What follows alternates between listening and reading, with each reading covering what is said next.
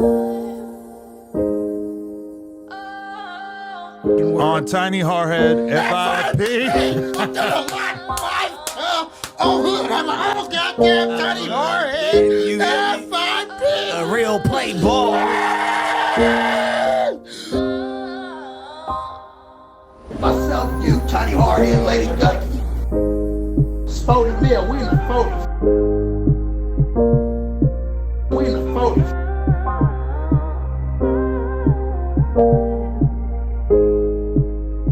A real playboy.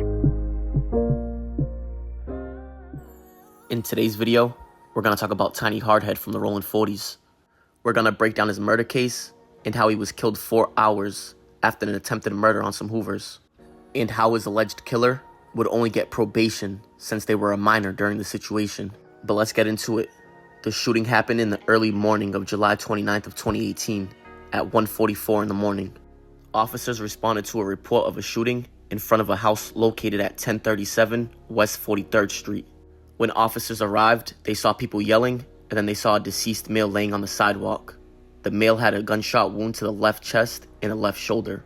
A second victim, who was a female, would be hit in the hand. Police found numerous .40 caliber and 9mm shell casings everywhere. Police recognized the man laying on the sidewalk as Jashawn Hall. Jashawn Hall was a known member of the Rolling 40s and went by the moniker Tiny Hardhead, as you can see in the yellow. The whole thing was caught on camera, and they would see a white 4-door sedan and an older tan vehicle turn from Vermont Avenue onto West 43rd Street. They would then take a left on Kansas Avenue. Then 3 minutes later, police are alleging that 3 people would move surreptitiously, which means to be hidden or avoid to be seen, towards the victims, hunching over and using parked cars to conceal themselves. And once they got closer to the group on 43rd Street, the video would show muzzle flashes and 2 unidentified people appear to be firing guns. All 3 people flee from the scene, running west on West 43rd Street towards Kansas Avenue. But now we're going to show you where it happened. This right here would be where they found Tiny Hardhead, and that down there would be Vermont Ave, where the car came from. They would drive down here towards Kansas Avenue, take a left, then 3 minutes after the cars drove by, the video surveillance would show people creeping behind them cars and crouching, and open fire on the group standing right here. But as you can tell, this would be a hot spot for the Rolling 40s, because the spot that they were originally standing at, as you can see right here, the graffiti would say Dark Side Rolling 40s.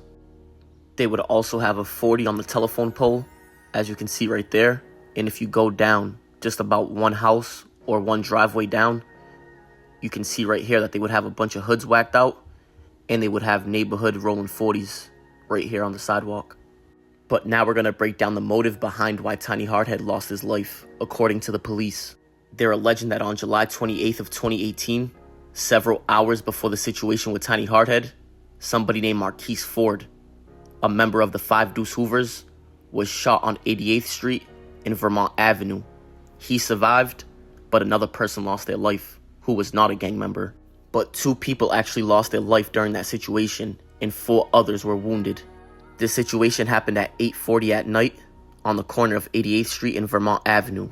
And don't forget, the situation with Tiny Hardhead would happen at 12 in the morning, so they considered it July 29th.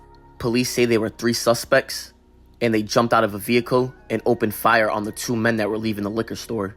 The person that lost their life that was with the Hoover member, that wasn't a gang member, would be Juan Antonio Lopez, who was 23 years old at the time, and he was actually from Compton.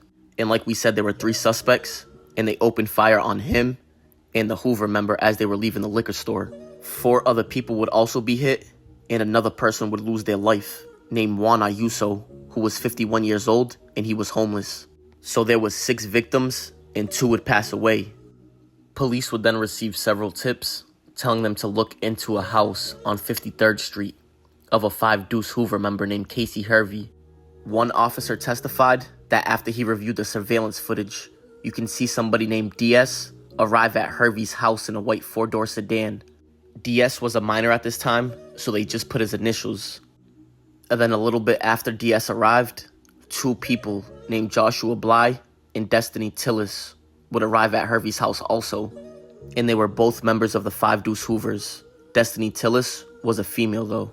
Police would then get a video of DS and Joshua Bly walking out of Hervey's house with a group of males who officers could not identify.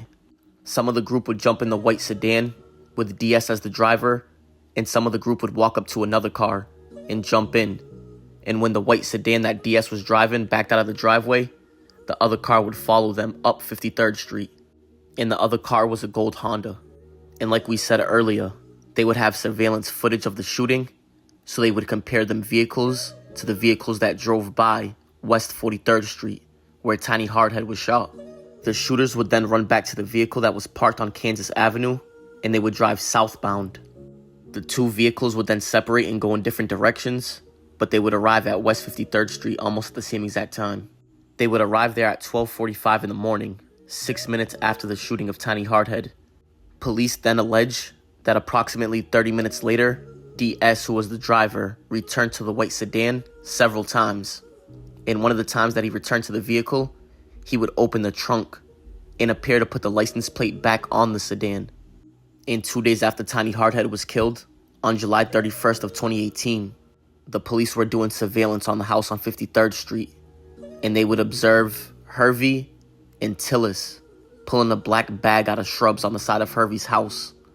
Hervey and Tillis would then run when they seen police officers. The officers would then give chase, and Hervey's mother would try to come outside and try to hide the bag for them.